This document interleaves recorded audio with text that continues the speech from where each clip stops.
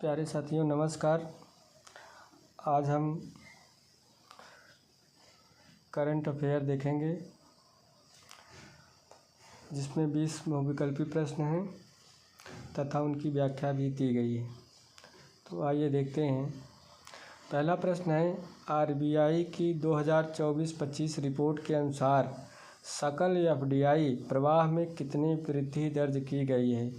ए option 10.5%, B option 13.7%, C option 15.2%, D option 8.9%। Correct option B होगा 13.7%।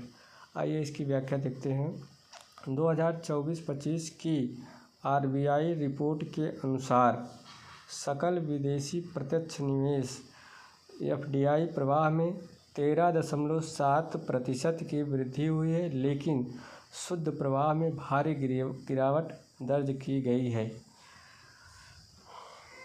अगला प्रश्न दूसरा है, क्वेश्चन नंबर सेकंड, 2024-25 में भारत का शुद्ध एफडीआई प्रवाह कितना है? A option $5 billion, B option $1 billion, C option $0.4 billion, D option $2.2 billion.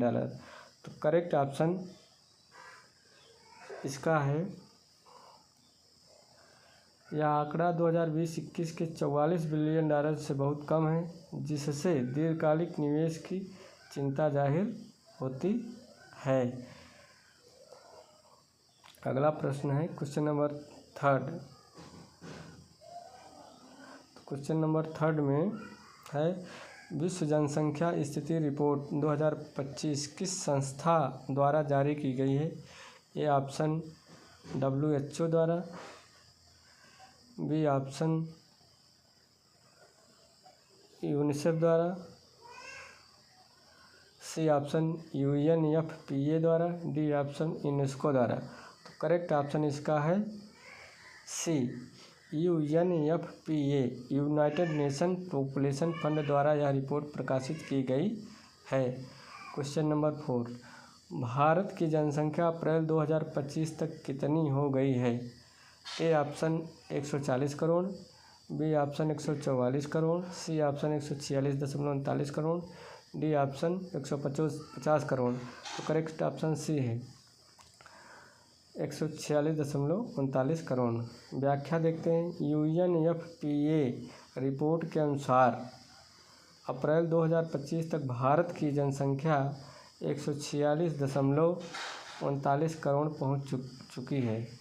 Question number 5 है, भारत में कुल प्रजनन दर टोटल फर्टिलिटी रेट 2025 में कितनी हो गई है? A option 2.2, B option 1.9, C option 1.6, D option 2.5।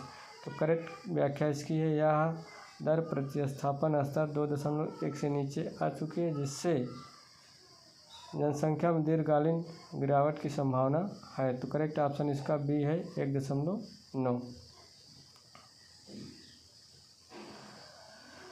Question number 6 है, वर्तमान में भारत के CBI डायरेक्टर कौन है?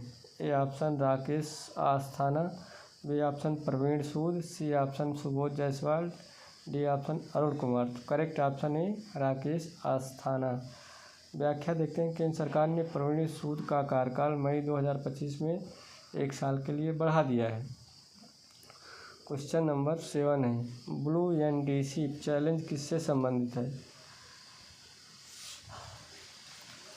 ए ऑप्शन रक्षा से, बी ऑप्शन शिक्षा से, सी ऑप्शन पर्यावरण और जलवायु से, डी ऑप्शन खेल से। तो करेक्ट ऑप्शन सी पर्यावरण और जलवायु से। यह एक वैश्विक पहल है जो जलवायु लक्ष्यों में समुद्री योगदान को महत्व देती है।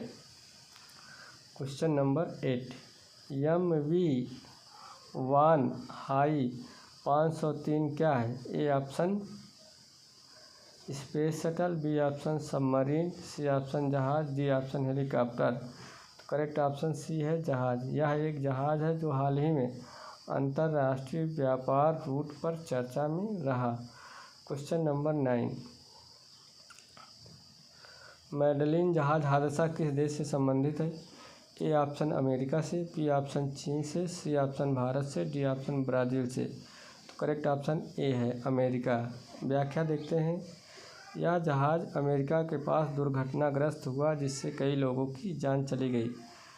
क्वेश्चन नंबर 10 है सियामी फायरबैक किस प्रकार का जीव है? ए ऑप्शन मछली, बी ऑप्शन स्तनपायी, सी ऑप्शन पक्षी, डी ऑप्शन सरीसृप। करेक्ट ऑप्शन सी पक्षी। व्याख्या देखते हैं। यह एक पक्षी है जिसे हाल ही में IUCN की सूची में ध्यान दिया गया है। क्वेश्चन नंबर 11 नई पीढ़ी की वजन घटाने वाली दवा किस लिए प्रसिद्ध हुई है? ए ऑप्शन कैंसर इलाज, बी ऑप्शन मानसिक रोग, सी ऑप्शन मोटापे का नियंत्रण, डी ऑप्शन एंटीबायोटिक। तो करेक्ट ऑप्शन इसका है सी मोटापे का नियंत्रण। व्याख्या देखते हैं। ये दवाएं नई तकनीकों से तैयार की गई हैं जो मोटापे को नियंत्रित करती हैं। क्वेश्चन नंबर 12 कैट्रेन प्रयोग किस विषय से संबंधित है? ए ऑप्शन भौतिकी से, बी ऑप्शन जीव विज्ञान से, सी ऑप्शन अंतरिक्ष से, डी ऑप्शन गणित से। तो इसका करेक्ट ऑप्शन ए है भौतिकी। यह प्रयोग न्यूट्रिनो मास मापन के लिए किया गया है। क्वेश्चन नंबर 13 होदेदाह बंदरगाह किस देश में है? A option Saudi Arab, B option Yemen, C option Iran, D option Iraq. तो करेक्ट ऑप्शन बी यमन। व्याख्या देखते हैं। यह यमन का महत्वपूर्ण बंदरगाह है जो संघर्ष के कारण बार बार चर्चा में रहता है।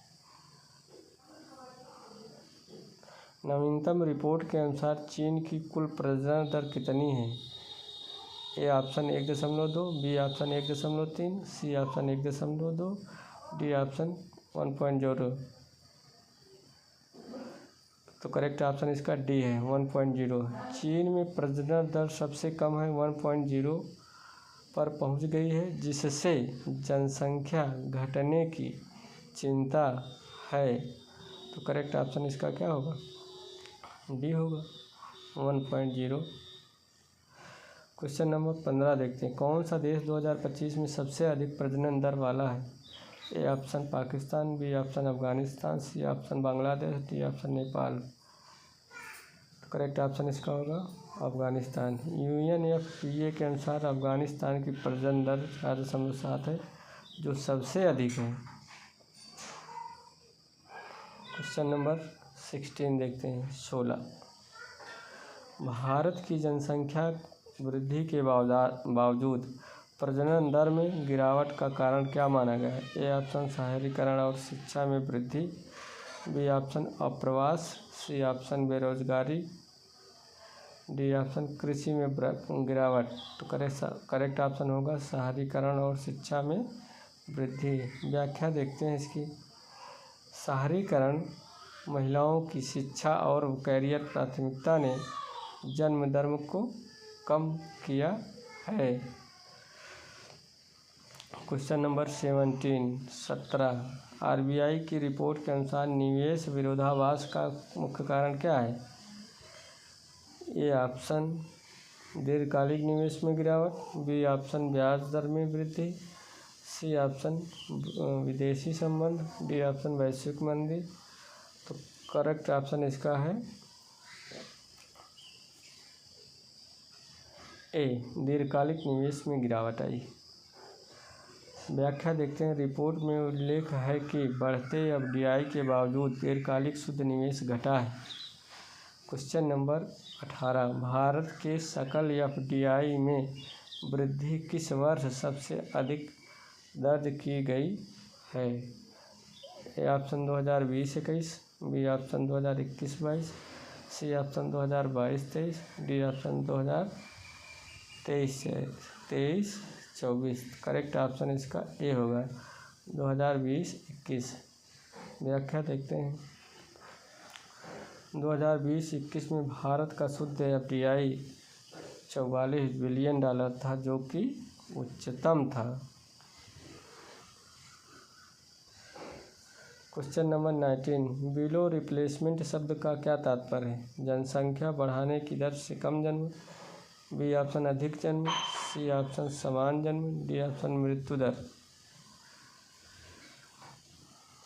तो इसका करेक्ट ऑप्शन है जब कुल प्रजनन दर 2.1 से नीचे होती है तब अगली पीढ़ी की जगह लेना संभव।